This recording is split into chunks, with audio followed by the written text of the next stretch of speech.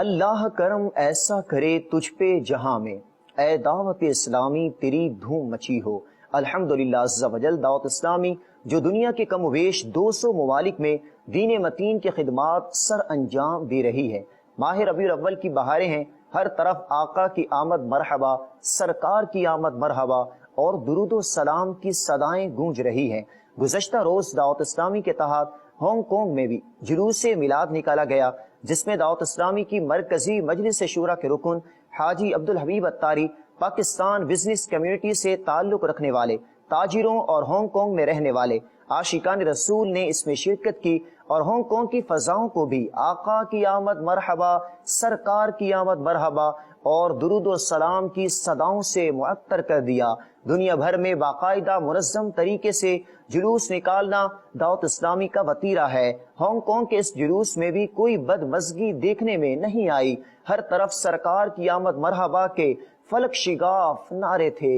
سرکار کی آمد مرحبا، سرکار کی آمد مرحبا، سرکار کی آمد مرحبا، مکی کی آمد مرحبا، مکی کی آمد مرحبا، مکی کی آمد مرحبا، میٹھے کی آمد مرحبا، ملٹھار کی آمد مرحبا۔ ہم جشن منائیں گے آقا کی آمد کا، ہم جشن منائیں گے آقا کی آمد کا، ہم جشن منائیں گے آقا کی آمد کا، ہم جشن منائیں گے آقا کی آمد کا، آیا مصطفیٰ ہم جشن منائیں گے آقا کی آمد کا، ہم جشن منائیں گے آقا کی آمد کا۔ جلوس کے اختتام پر سنتوں بھرے بیان کا بھی سلسلہ ہوا، جس میں دعوت اسلامی کی مرکزی مجلس شورا کے رکن مولانا عبدالحبیب اتاری نے سنت بھرا بیان کیا۔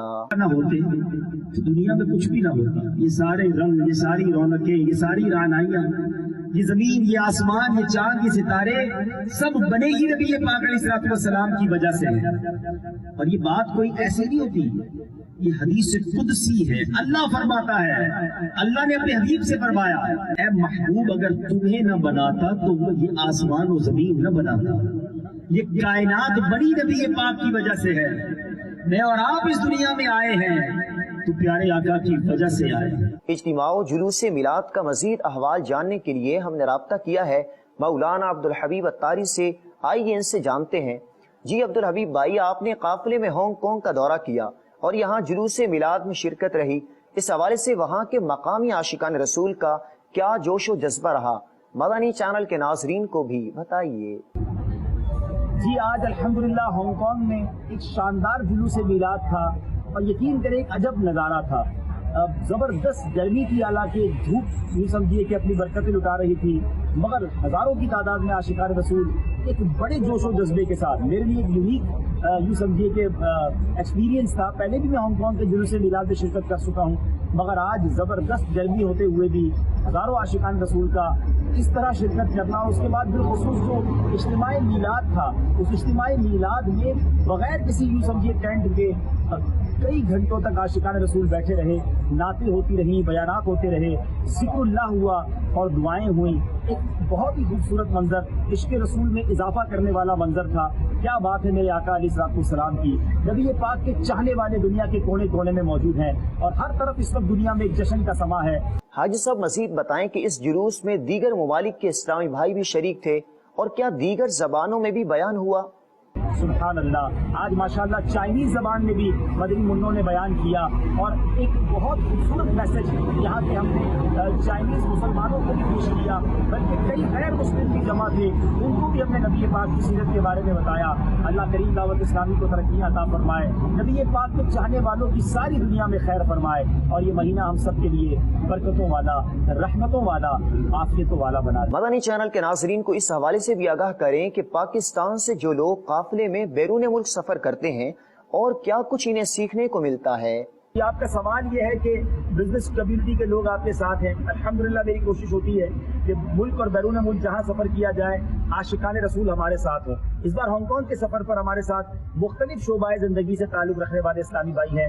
بزنس کمیونٹی کی بھی مختلف ڈائیورسٹی ہے. مثال کے طور پہ ہمارے ساتھ رائس ایکسپورٹر بھی ہیں, تو ہمارے ساتھ افریقہ میں ٹیکسٹائل کا کام کرنے والے بھی ہیں, پاکستان میں سویٹس اینڈ بیکرز کا کام کرنے والے بھی ہیں, اور یو اے ای میں کارز کا رینٹل کارز وغیرہ کا بزنس کرنے والے بھائی بھی ہیں.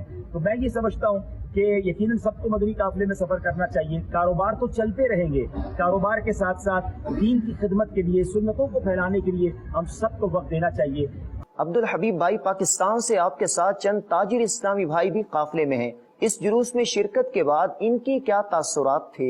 مجھے بے حد خوشی ہوئی. فرسٹ ٹائم میں نے ٹریول کیا ہے بیرون ملک دعوت اسلامی کے مدنی قافلے میں, اور میں یہاں دیکھ کر اور یہاں سب کچھ دیکھ کر اتنا خوش ہوا ہوں. مجھے اتنا اندازہ ہی نہیں تھا. میں سمجھا 2-4 آدمی یہاں لوگ ہوں گے, لیکن ہزاروں کی تعداد میں چاہنے والے دعوت اسلامی کے اور امیر اہل سنت کے. میرے آنکھوں سے اشک باری جاری ہو گئے, اور میں یقین کہتا ہوں کہ دعوت اسلامی, میں سمجھتا ہوں کہ 200 ملک نہیں بلکہ ہر انسان, ہر مسلمان کے دل میں دعوت اسلامی اس وقت وسیع و بسی بھی ہے. کر رہی ہے, اور الحمدللہ اس سے بہت زیادہ ایک جذبہ پیدا ہوتا ہے کہ ہم بھی جب باہر ملکوں میں رہ کر مسلمان اس طرح سے دعوت اسلامی کا کام کر سکتے ہیں تو ہم اپنے ملک میں رہ کر کیوں نہیں کرتے. تو یہ ایک موٹیویشن ملتی ہے, اور بہت زیادہ اس سے جذبہ جو ہے نا وہ الحمدللہ اس میں اضافہ ہوتا ہے. میں پہلی بار عبدالحبیب بھائی کے ساتھ بیرون ملک ہانگ کانگ کے قافلے میں آیا, اور بڑا ہی زبردست امپریشن ہمیں لگا. ہم سمجھ رہے تھے کہ کوئی چھوٹا سا ایک کام ہوگا یہاں پہ, لیکن ماشاءاللہ یہاں پہ 10 سے زیادہ مدارس کام کر رہے ہیں, اور یہاں پہ بھی قافلے سفر کرتے رہتے ہیں.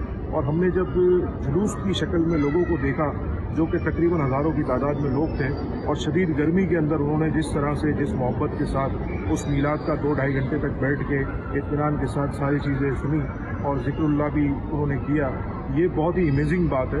اور اس سے یہ ہمیں درس ملتا ہے کہ ہمیں زیادہ سے زیادہ بیرون ملک سفر کرنے چاہیے. پہلی بار میں کسی قافلے میں شریک ہوا ہوں. دعوت اسلامی کے قافلے میں آ کے بہت خوشی ہوئی, بہت کچھ سیکھنے کو ملا ہے. اور اتفاق ہے کہ میں کچھ مہینوں پہلے اپنے دوست کے ساتھ فرینکفرٹ گیا تھا, وہاں پر بھی دعوت اسلامی کے مرکز کو گیا, وہاں پر بھی دیکھا, اور کافی میں امپریس ہوا ان چیزوں سے. اور اس بار پہلی مرتبہ میں قافلے میں بھی شریک ہوا ہوں.